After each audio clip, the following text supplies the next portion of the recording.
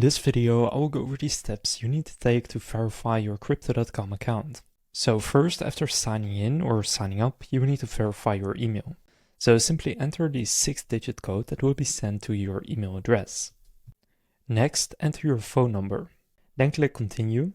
And now after this step, there is basically one more step, which is to enter your personal details and verify them. So your personal details include your address, the country you're from, and they may even ask some questions like your source of funds, how much you're looking to trade with, and then you will need to upload a picture of your government-issued ID, which can be passport, ID card, or driver's license. And then you will often also need to take a live selfie or short video of your face so that they know it's actually you. After that, you just submit the application.